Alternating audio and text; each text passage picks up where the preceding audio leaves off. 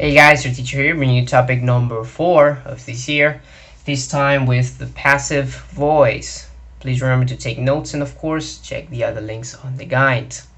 Let's begin. So let's take a look at the passive voice.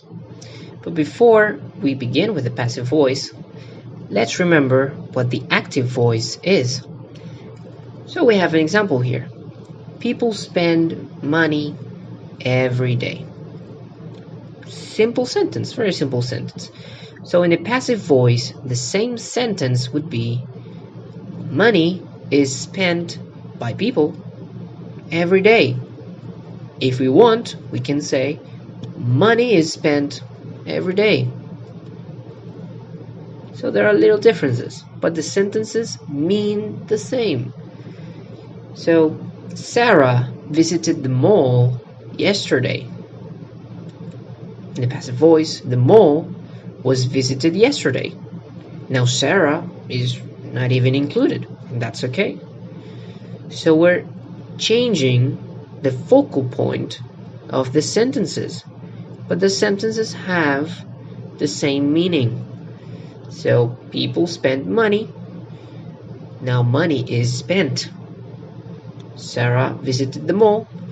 The mall was visited. Okay, in the active voice, someone or something does an action, and in the passive voice, someone or something receives an action.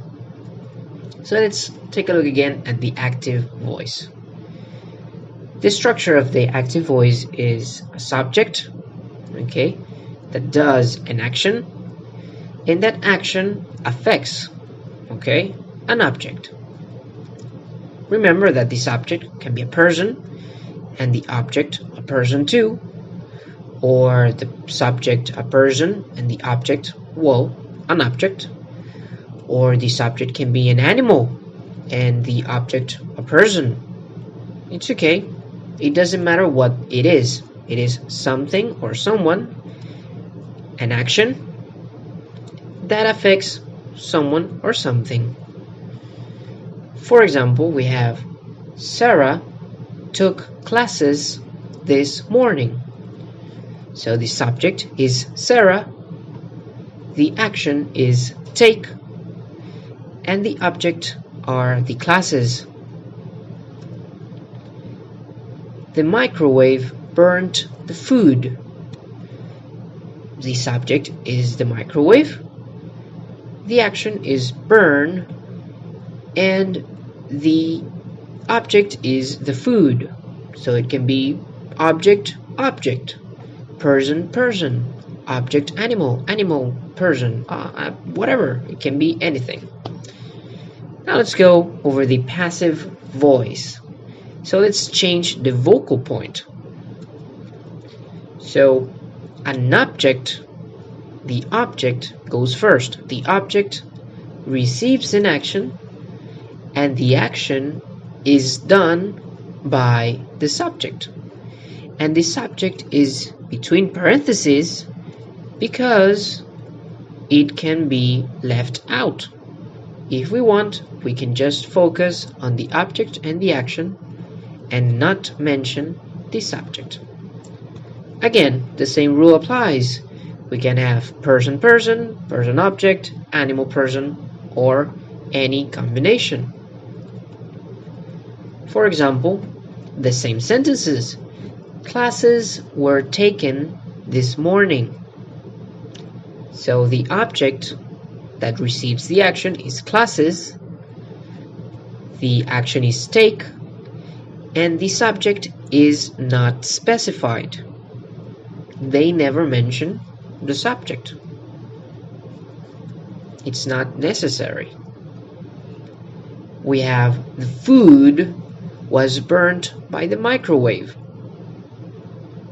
So the object is the food, the action is burn, and the subject is microwave. Okay, this time the subject is mentioned and we have it there. So something receives an action and that action is done by something or someone. Good. So the passive voice and the tenses. This is very important because the passive voice is not a tense. It is obviously a voice. So we have a note. The passive voice can be used in every tense. Okay? The passive voice is not a tense. It can be used in any tense. How? Let's take a deep look at the structure of the passive voice.